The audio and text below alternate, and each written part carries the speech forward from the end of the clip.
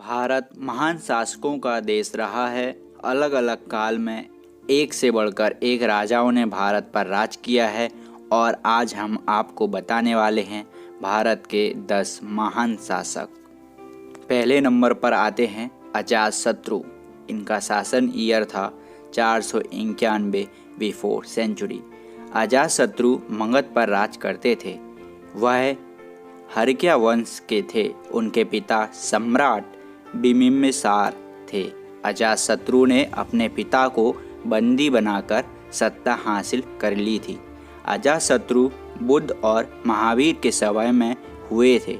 उन्होंने पूर्ण रूप से उनका संरक्षण किया। अजातशत्रु ने बज्जी को हराकर वैशाली जैसे बड़े राज पर नियंत्रण प्राप्त कर लिया था। अजातशत्रु ने अपने भाई को खोलसा राज के राजा थे, उन्हें हराकर खोलसा पर भी आधिपत्य हासिल कर ली। अजातशत्रु के समय में मगध मध्य भारत का एक बहुत ही शक्तिशाली राज्य हुआ करता था।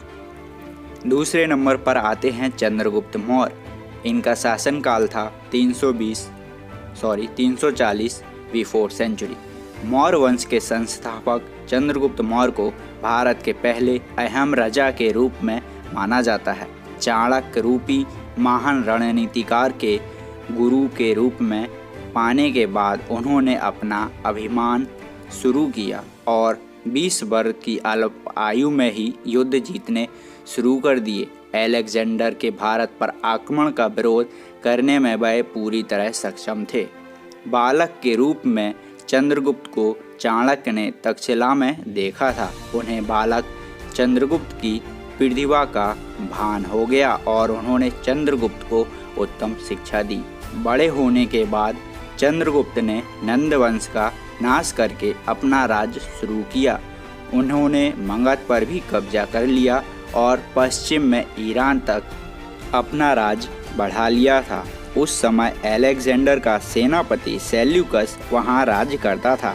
चंद्रगुप्त ने उसे युद्ध में हराकर बहुत वापस ले लिया था। तीसरे नंबर पर आते हैं सम्राट अशोक। इनका शासनकाल था 304 बिफोर सेंचुरी। अशोक महान एक ऐसे शासक थे जिनका राज्य अफगानिस्तान से लेकर बर्मा तक और कश्मीर से लेकर तमिलनाडु तक फैला हुआ था। उनकी राजधानी पाटलिपुत्र थी। अशोक को भारत के इतिहास में सबसे शक्तिशाली राजा माना गया है। अशोक मौर्य वंश के तीसरे शासक थे। अशोक अपने शुरुआती दिनों में ही बहुत कठोर शासक थे, इसीलिए उन्हें चंड अशोक कहा जाता था।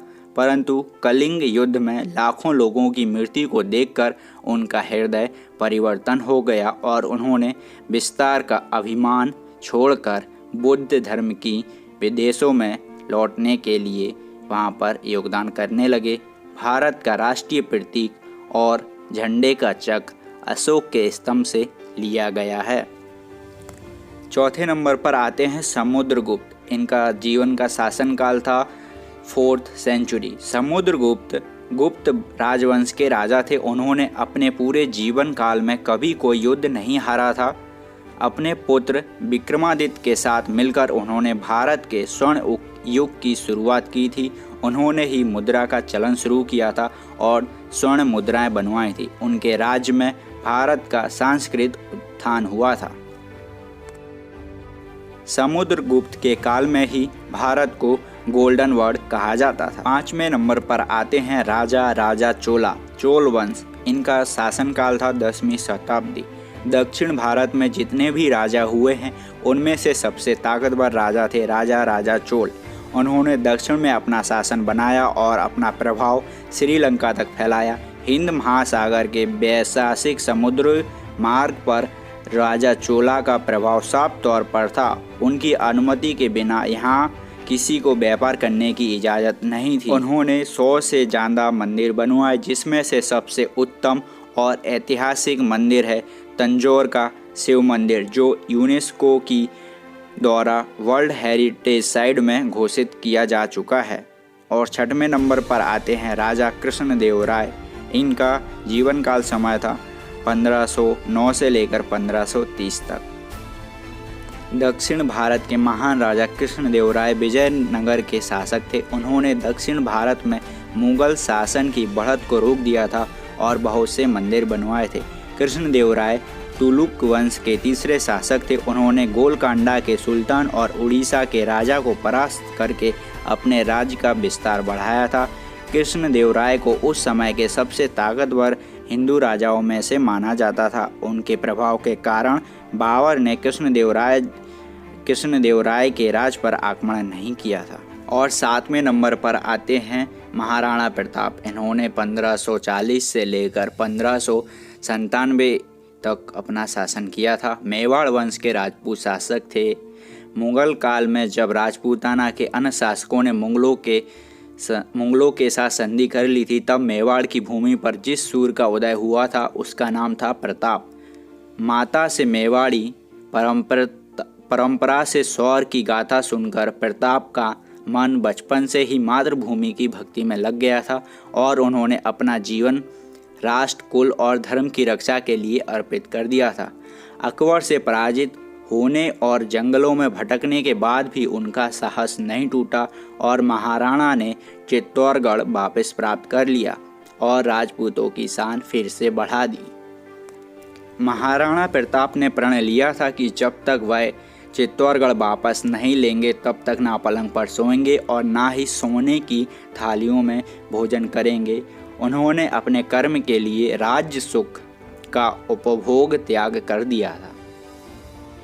8वें नंबर पर आता है अकबर, जिसने 1556 से लेकर 1605 तक शासन किया था। अकबर मुगल वंश का तीसरा शासक था। अकबर ही एक ऐसा मुगल शासक था जिसने अपने महल के अंदर मंदिर बनवाया था। बस इसी कारण से कुछ लोग इसे महान राजा मानने लगे, लेकिन मेरे हिसाब से ये महान राजा तो नहीं है। 9वें नंबर पर आते हैं शिवाजी महाराज। इन्होंने सन 1660 से लेकर 1680 तक शासन किया था। शिवाजी शहाजी भोसले मराठा शासक के बहुत ही लोकप्रिय और सफल शासक हुए। उन्होंने बहुत ही कम उम्र में गुरिल्ला युद्ध कला में महारत हासिल कर ली थी। और 10वें नंबर पर आते हैं महाराजा रणजीत सिंह। सिख शासन की शुरुआत करने वाले महाराजा रणजीत सिंह ने 19वीं सदी में अपना शासन शुरू किया था। उनका शासन पंजाब प्रांत में फैला हुआ था और उन्होंने दल खालसा नामक एक संगठन का नेतृत्व किया था। उन्होंने छोटे छोटे गुटों में बटे हुए सिखों को एकत्रित किया। उसके बाद उनका पुत्र खड़ग सिंह ने सिख शासन की कप्तान संभाली। तो यह थे भारत के महान 10 शासक। इनमें से आप आधे लोगों को ही जानते होंगे क्योंकि आपने आधा इतिहास पढ़ा है और आधा इतिहास आपने नहीं पढ़ा हुआ है।